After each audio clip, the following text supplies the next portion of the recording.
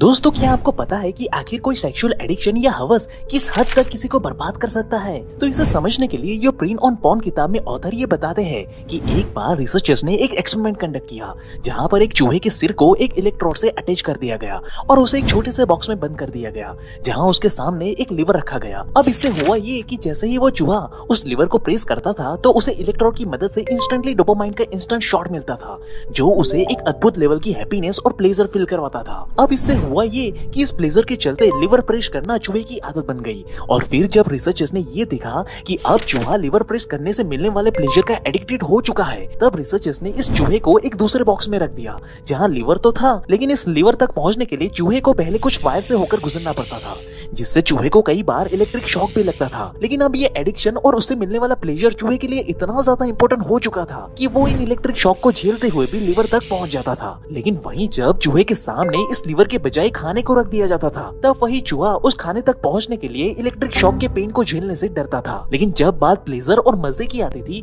तब यही चूहा उस लीवर की तरफ तुरंत ही भागने के लिए दौड़ता था। यानी कि ये चूहा बिना खाए मरने के लिए तैयार था लेकिन अपने एडिक्शन को छोड़ने के लिए तैयार नहीं था। जिसे कंक्लूड करते हुए रिसर्चर्स ने ये बताया कि असल में सेक्सुअल एडिक्शन इसी तरह से काम करता है जहाँ पे हम सब भी ये अच्छे से जानते तो है कि इन सेक्सुअल चीजों का हमारी फिजिकल और मेंटल हेल्थ पर बुरा प्रभाव पड़ेगा, लेकिन फिर भी ज्यादातर लोग इसी सेक्सुअल एक्टिविटी की तरफ खींचे चले जाते हैं। लेकिन वही जब बात अपने गोल को अचीव करने के लिए डिसिप्लिन के साथ हार्ड वर्क एंड एफर्ट करने की आती है तब सारी सच्चाई जानने के बाद भी हम उस चूहे की तरह ही कोई भी प्रोडक्टिव एक्शन नहीं लेते। तो दोस्तों, यहाँ पे सवाल ये आता है कि आखिरकार ये सेक्सुअल एक्टिविटीज इतनी खतरनाक एडिक्टेड क्यों बन जाती है और क्या कोई ऐसा तरीका है जिसकी मदद से हम अपने ब्रेन के सेक्सुअल डिजायर को डिटॉक्स कर सके, और अगर हाँ तो वो आखिरकार कैसे होगा? तो इसलिए दोस्तों, आज मैं आपको ये बारीकी से बताने वाला हूँ कि आप कैसे अपने अंदर बसे इस हवस के राक्षस का पूरी तरह से सर्वनाश कर सकते हो, वो भी बस कुछ ही स्टेप में। तो इस सच्चाई को बारीकी से जानने के लिए मेरे साथ इस वीडियो में अंत तक बने रहे।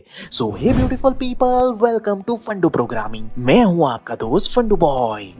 तो दोस्तों, इससे पहले कि हम सेक्सुअल डिटॉक्स के बारे में जाने, हमें पहले ये समझना होगा कि आखिर हमारे अंदर ये सेक्सुअल डिजायर्स आती ही क्यों है। तो दोस्तों, कियाना रीव्स जो कि सेक्स एजुकेटर है और फ्लोरिया वेलनेस की चीफ ब्रांड एम्बेसडर भी है, उनका ये कहना है कि हम ह्यूमंस के बॉडी और ब्रेन के अंदर कई सारे न्यूरोट्रांसमीटर होते हैं और उन्हीं में से एक न्यूरोट्रांसमीटर है डोपामाइन, जो प्लेजर, रिवॉर्ड और ऑक्सीटोसिन जैसे बॉन्डिंग या लव हार्मोन्स भी कहा जाता है, उससे वो डायरेक्टली कनेक्ट करता है। अब जब आप किसी भी सेक्सुअल एक्टिविटी के बारे में सोचते हो या देखते हो तो इससे आपके ब्रेन में एक छोटा सा डोपामाइन का डोज मिलता है जिससे आपको प्लेजर फील होता है, एक तरह की खुशी मिलती है और इसके बाद आपके अंदर वापस फिर से सेम लेवल ऑफ प्लेजर को एक्सपीरियंस करने की जुल्म मचती है। अब यहाँ तक तो कहानी बिल्कुल साफ सुथरी दिखती है और हमें इसमें कोई प्रॉब्लम भी नजर नहीं आती, और इस पॉइंट पर कुछ लोग आर्ग्यू भी कर सकते हैं कि भाई, अगर हमें कुछ करने से खुशी मिलती है तो इसमें प्रॉब्लम क्या है, ये तो अच्छी बात हुई ना। लेकिन दोस्तों, यहाँ से ही ये सिंपल से दिखने वाली स्टोरी में एक ट्विस्ट आता है और वो ट्विस्ट है कॉलेज इफेक्ट। अब इस कॉलेज इफेक्ट को हम एक एक्सपेरिमेंट की मदद से समझ सकते हैं। तो एक बार हुआ कुछ यूं कि कुछ रिसर्चर्स ने एक मेल चूहे को फीमेल चूहे के साथ एक बॉक्स में बंद कर दिया। अब शुरुआत में तो मेल चूहे के ब्रेन को फीमेल चूहे को देखते ही डोपामाइन की एक हैवी डोज मिली और वो तुरंत ही सेक्सुअल एक्टिविटी करने में एंगेज हो गया। लेकिन फिर रिसर्चर्स ने ये नोटिस किया कि हर एक इंटीमेसी के बाद मेल चूहे को वापस से सेम लेवल ऑफ डोपामाइन को हासिल करने की चुल मचने लगी, लेकिन इस बार एक्ट ऑफ इंटीमेसी से उसके ब्रेन में रिलीज हुए डोपामाइन का लेवल पिछले बार के मुकाबले में कम था और धीरे धीरे ये लेवल कम होता गया और एक समय के बाद चूहे को इंटीमेसी से प्लेजर मिलना ही बंद हो गया। यानी कि सेम काम को बार बार करने से अब चूहे को पहले जैसा मजा आना बंद हो गया। और ऐसा ही कुछ हम ह्यूमंस के साथ भी होता है कि जहाँ एक समय पर बस एक सेक्सुअल फोटोज भी डोपामाइन के डोज और प्लेजर के लिए काफी होता है, लेकिन फिर कुछ समय के बाद वो फोटोज जो हमें पहले वाला डोपामाइन प्रोवाइड करती थी वो हमारे लिए अब इनफ नहीं होता और फिर हम और ज्यादा हाई लेवल के पॉर्न वीडियोस कंज्यूम करने लगते हैं। लेकिन एक समय के बाद हमारा ब्रेन इस हाई लेवल के डोपामाइन से धीरे धीरे बोर होने लगता है और हमें पता भी नहीं चलता कि कब हमने घंटों एक ऐसी वीडियो को तलाश करने में बर्बाद कर दिए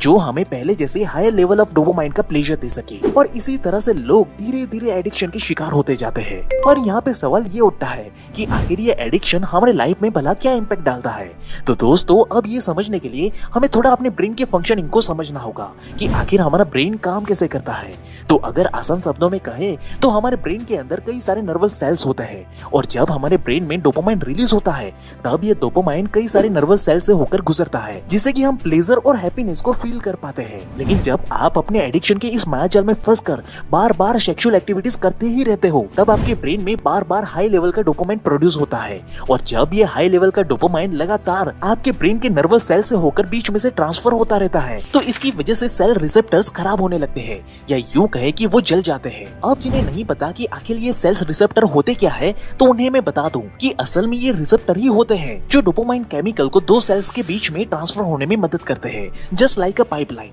और जब ये रिसेप्टर्स खराब होने लगते हैं तब हमें प्लेजर या हैप्पीनेस फील होना ही बंद हो जाता है क्योंकि हमारे ब्रेन में डोपामाइन प्रोड्यूस तो होता है लेकिन हमारे नर्वस सेल्स रिसेप्टर खराब हो जाने के कारण ये डोपामाइन केमिकल नर्वस सेल से सही से फ्लो ही नहीं कर पाता और ये सेल्स खराब हो जाने के कारण हमारे ब्रेन का प्रीफ्रंटल कॉर्टेक्स के साथ भी कनेक्शन कमजोर हो जाता है जिससे कि हमारी सोचने समझने की शक्ति भी अब पूरी तरह से खत्म होने लगती है। जिसके बाद शुरू होता है मेन प्रॉब्लम और वो ये है कि ऐसे स्टेट में इंसान ज्यादा से ज्यादा हाई डोपामाइन प्रोड्यूस करने की कोशिश करता है ताकि उसे वो पहले वाला प्लेजर और हैप्पीनेस फिर से मिल सके और इसके चक्कर में ये बेचारे अपनी पूरी जिंदगी खराब कर देते हैं जैसा कि आप स्क्रीन पे देख सकते हो। जिससे होता ये है कि जब हम अपने डेली लाइफ में कुछ भी काम करते हैं फिर चाहे वो स्टडी करना हो या फिर हमारी लाइफ की ग्रोथ से रिलेटेड कोई काम करना हो तब हमें एक्चुअली में वो काम करने में कोई भी मोटिवेशन फील ही नहीं होता। अब ऐसा इसीलिए होता है क्योंकि हमें उस काम से डोपामाइन तो मिलता है लेकिन उस अमाउंट ऑफ डोपामाइन से हमारे ब्रेन को कुछ खास फर्क नहीं पड़ता क्योंकि अब तक हमारे ब्रेन को हाई लेवल का डोपामाइन की आदत लग चुकी होती है। इसलिए अब हम चाह कर भी लो डोपामाइन प्रोड्यूस करने वाले कामों को कर ही नहीं पाते। तो दोस्तों अब जब हम ये समझ चुके हैं कि आखिर ये प्रॉब्लम क्या है तो अभी हम ये समझते हैं कि आखिर इस प्रॉब्लम को फिक्स कैसे कर सकते हैं। तो अगर हम यहाँ पे साइंटिफिक रिसर्च की माने तो हम ह्यूमंस को अराउंड 90 डेज का समय लगता है अपने सेल रिसेप्टर को वापस से ठीक करने में या यूं कहे कि किसी भी एडिक्शन को ब्रेक करने के लिए। तो इसका मतलब ये हुआ कि हमें बस 90 डेज तक सेक्सुअल एक्टिविटी से दूर रहना है जिसके बाद हमारा ब्रेन खुद से ही रिसेट हो जाएगा। जैसा कि मुझे याद है कि बचपन में मुझे हरी सब्जियां खाना बिल्कुल भी पसंद नहीं था। मुझे अक्सर चटपटी चीजें खाना ही पसंद था लेकिन इस बीच में मुझे जॉन्डिस हो गया जिस वजह से डॉक्टर ने मुझे चटपटी चीजें खाना बिल्कुल भी मना कर दिया और 1 महीने तक सिर्फ उबली हुई हरी सब्जी और नॉर्मल खिचड़ी खाने को कहा।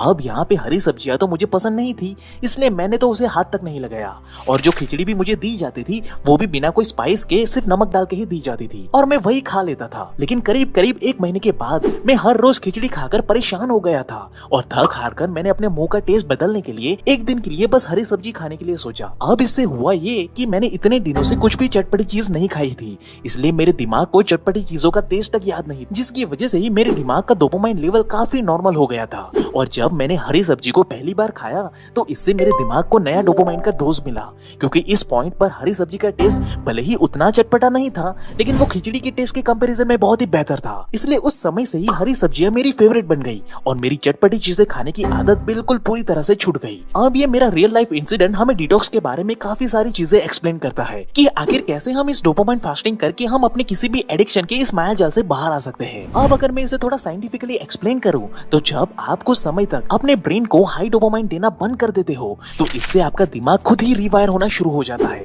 यानी कि वो पहले जैसा नॉर्मल होना स्टार्ट हो जाता है जो कि एक तरीके से परमानेंट सॉल्यूशन है इस प्रॉब्लम का। और यही वजह है कि हमारे हिंदू शास्त्र और पुराणों में हजारों सालों से उपवास और व्रत रखने की परंपरा चली आ रही है जो हमें हफ्ते में एक दिन उपवास यानी कि फास्टिंग के माध्यम से सारी प्लेजर एंड उत्तेजना देने वाली चीजों से दूर रहकर अपने मन को सिर्फ भगवान की भक्ति करने में लीन होने की बात सिखाता है जो एक्चुअली में हमारे ब्रेन के डोपामाइन रिसेप्टर को ठीक करके हमारे ब्रेन को पहले जैसा नेचुरल बनाता है जिसे आज मॉडर्न साइंस डोपामाइन फास्टिंग भी कहती है। लेकिन अगर इस फास्टिंग के दौरान आपको अचानक से कोई सेक्सुअल थॉट्स आ गया और आपको उसे इंस्टेंटली खत्म करना है तो आप तुरंत ही वर्कआउट का सहारा ले सकते हो। जैसे कि एक बार हार्वर्ड यूनिवर्सिटी में एक स्टडी की गई जहां 38 मैन एंड वुमन जो सभी एडिक्टेड थे उन्हें जब भी पॉर्न देखने की या किसी भी तरह के हवस की चुल मचती थी तब उन्हें तुरंत ही 20 पुशअप एंड 10 सिटअप्स करवाए जाते थे जिससे कि उनकी बॉडी पूरी तरह से पसीने से तरबतर हो जाती थी और उनके सोए हुए नर्वस सेल्स तुरंत ही जाग जाते थे और उनका सेक्सुअल थॉट्स वहीं पे खत्म हो जाता था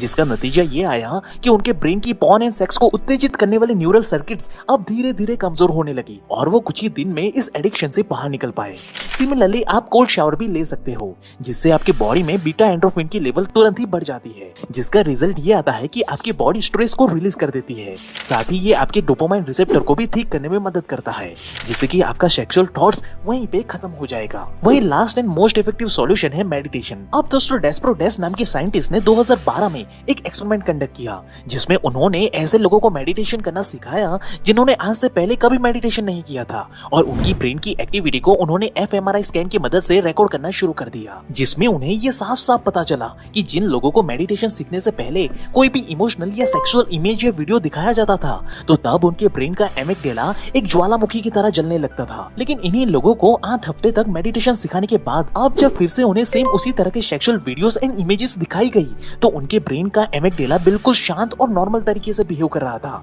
यानी कि सिर्फ 8 हफ्ते के मेडिटेशन से ही मैक्सिमम लोगों ने अपने ब्रेन को मैक्सिमम लेवल पे शुद्ध कर लिया था। ठीक इसी तरह आप भी अपने ब्रेन को 100% डिटॉक्स कर सकते हो। बाकी आपको किसी भी बुरी हैबिट को छोड़ना है तो इसके लिए आप हमारे ये वीडियो जरूर से देख सकते हो, और ऐसे ही यूजफुल वीडियोस हर हफ्ते देखने के लिए हमारे चैनल को सब्सक्राइब करके अपना सपोर्ट हमें जरूर से दिखाइए। And at last, thank you for watching guys.